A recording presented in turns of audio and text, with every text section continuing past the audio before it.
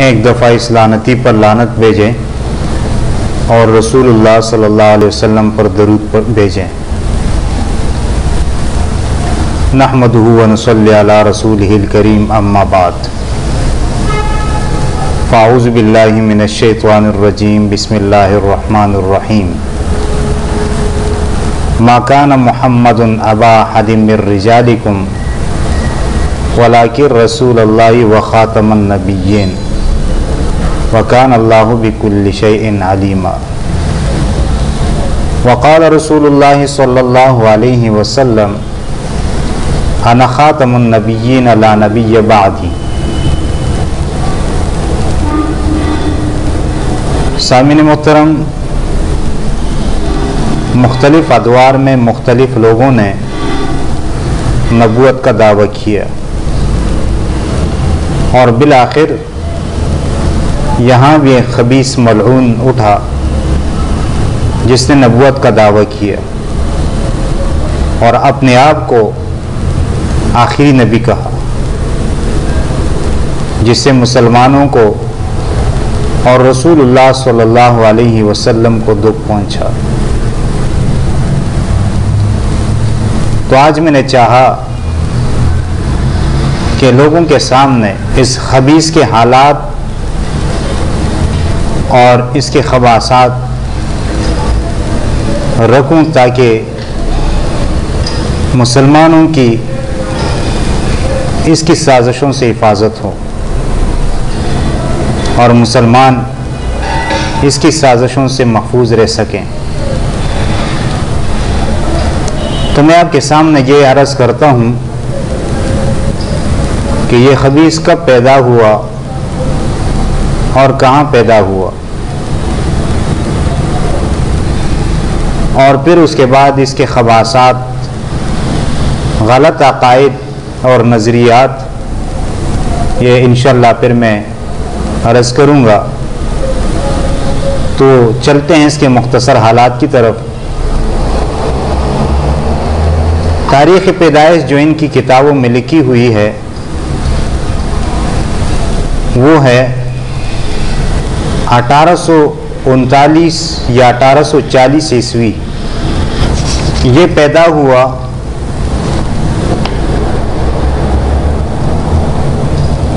قصبہ قادیان میں،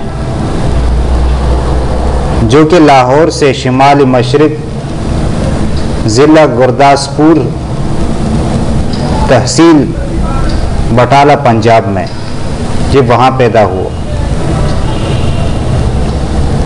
اس کا جو والد تھا اس کا نام تھا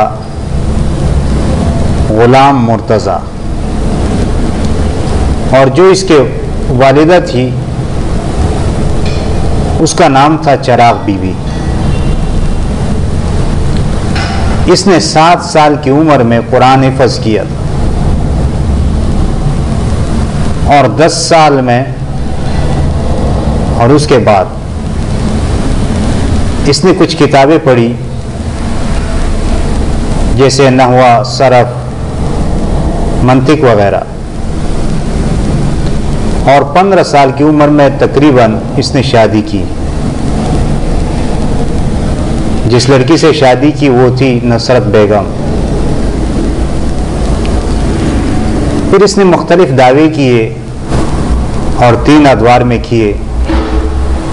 تو سب سے پہلے اس نے 1882 عیسوی میں اس نے دعویٰ کیا کہ میں مجدد ہوں، مبلغ، محدث، یوسف، یونس، نوح وغیرہ، یہ دعوے یہ کرتا رہا اور یہ سلسلہ چلتا رہا 1890 عیسوی تک۔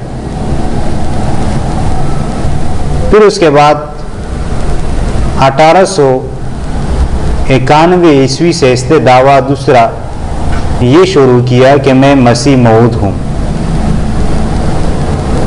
اور یہ سلسلہ چلتا رہا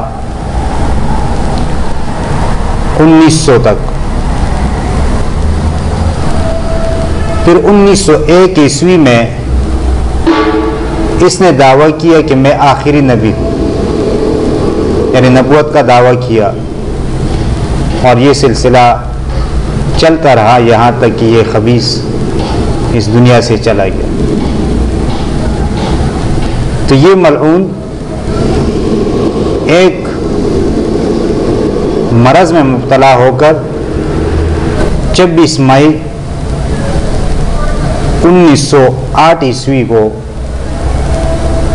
اس دنیا سے چلا گیا اور جہنم کے گڑھے میں داخل ہوا۔ تو یہ اس کے مختصر حالات تھے، اور جو اس کے خباثات، غلط عقائد اور اس کے جھوٹے دعوے اور جھوٹے معجزات اور انبیاء کی گستاخیاں، خدا کی گستاخی، صحابہ کرام رضوان اللہ تعالی علیہم اجمعین کی گستاخیاں جو اس نے کی، اور جو اس کی زندگی گزری اس میں یہ کیا خباثات کرتا رہا، انشاءاللہ سب آپ کے سامنے ان کی کتابوں سے میں پیش کروں گا۔ اللہ تعالیٰ سے دعا ہے کہ ہمیں بات سمجھنے اور اس پر عمل کرنے کی توفیق عطا فرمائے، اور ہمیں طاقت عطا فرمائے کہ ہم یہ کام کر سکیں اور لوگوں کے سامنے پیش کر سکیں۔ اور یہ بھی دعا کرتا ہوں کہ اللہ تعالیٰ تمام مسلمانوں کو اس فتنے سے محفوظ رکھیں اور ان کی ایمان کی حفاظت فرمائے۔ اللہ تعالیٰ ہمارا حامی اور ناصر ہو۔ وآخر دعوانا الحمد للہ رب العالمین۔